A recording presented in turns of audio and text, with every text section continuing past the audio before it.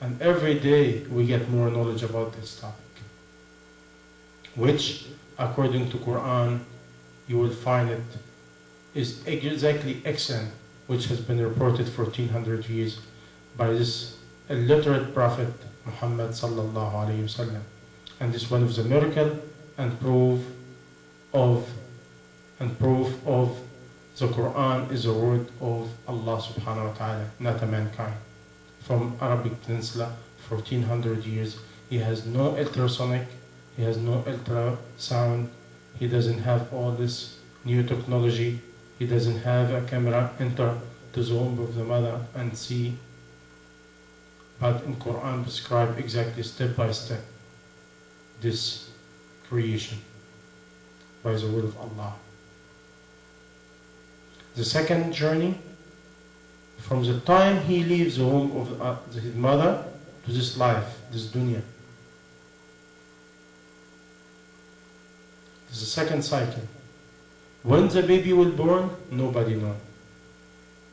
A lot of doctors speculate today, tomorrow, after 1 hour. It never works. You can look in statistics. They try very hard. And nobody knows the moment of death. Nobody knows. By this way, we live in the second cycle of our life, and we're going to transfer. By this way, death, according to Islam, is not an end.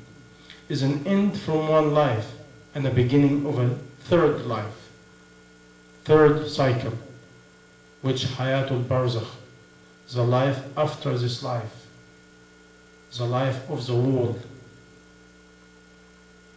Because Barzakh by Arabic, it means a wall. It means the things, the barrier.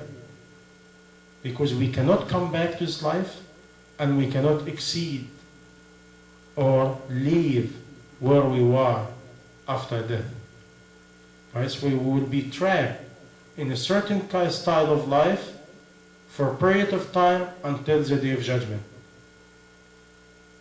And this nobody know about it unless the person die and he experience it according to he or she good deed and connection and belief between him and Allah.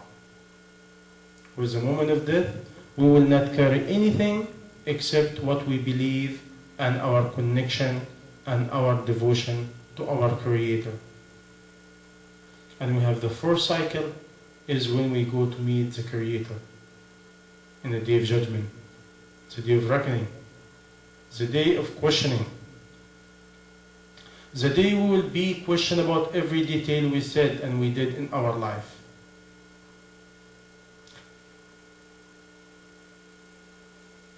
By this way, we said number 4 is life after death.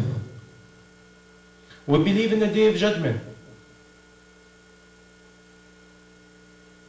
And we're going to go back to each one of this and ask ourselves, is we really believe in it? Really I am believing in the day of judgment and I'm work for it to prepare the answer? May Allah save us. Because this by itself, word believe in Islam is not by a state of tongue, is by a state of tongue and by a state of heart. We're going, inshallah, to talk about it.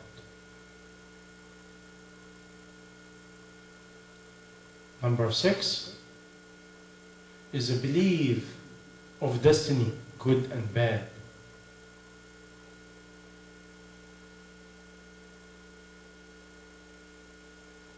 Because everything according to what Allah has been destined to us.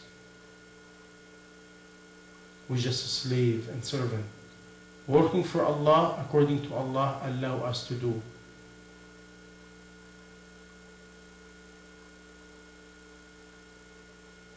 And we have to believe.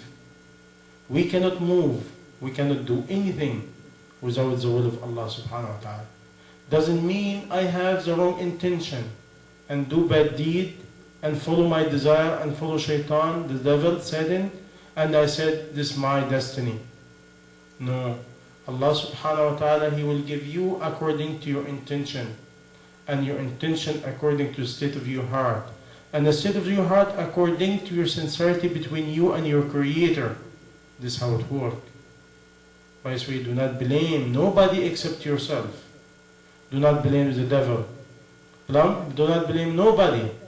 Blame only yourself. Now, we have another belief, number 7. Believe in paradise and hellfire. We believe in a final destination. After the day of judgment is no place except hellfire and paradise. We have no transit. We cannot go back. We cannot escape. There is no escape. We can play game now, but we cannot play game later. We have to think it over. This is reality. Because death is reality.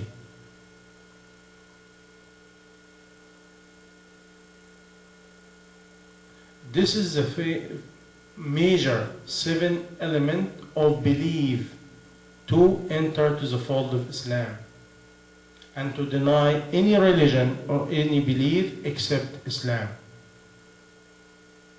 Again, what is Islam? Islam is the submission and the surrender to the will of your Creator, Allah subhanahu wa ta'ala.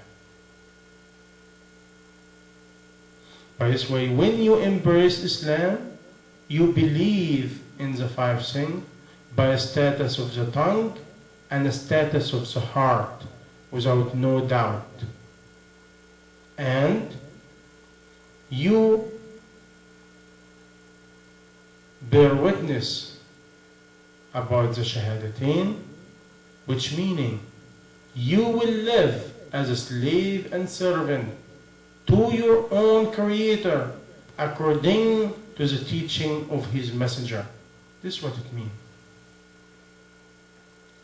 Meaning, you have to try very hard, very sincere to build the 5 pillars of Islam, which meaning 5 times Salah, Zakah, give charity, 2.5% a year from your annual income, and to the poor, not to somebody, and needy, and to give, to make fasting in Shahr Ramadan, the month of Ramadan, from sunset to sundown, and to do Hajj if you can. By this way, Shahadatain, embracing Islam, Salah, pray 5 times a day, fasting, charity, and Hajj, which visiting Mecca to do the pilgrim to Mecca.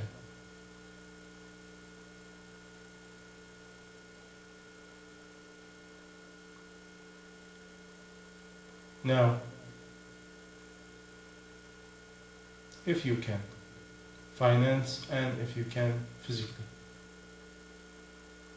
After you finish the 5 pillars of Islam, what else we have to do?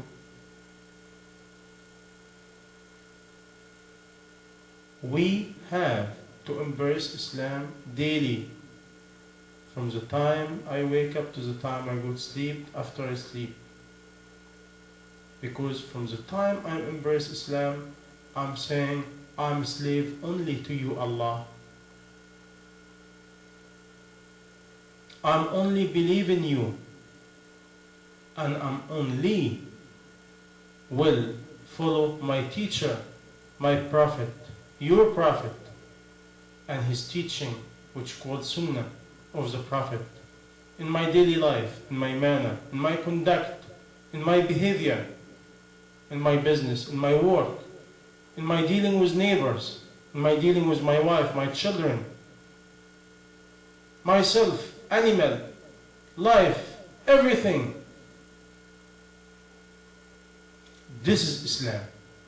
Today you have a lot of people embrace Islam only to show up some of the pillar, some of the ritual, some of the worship, and the non-Muslim, they are a victim of us. The one we show them the bad example, and we make them get reluctant and said, if you call yourself a Muslim and you believe in Allah and you're doing that, you pray and you lie, you pray and you oppress, you pray and you have a bad tongue, you pray and you have a bad game, you pray and cheat, pray and you have no manner. What kind of Islam is that?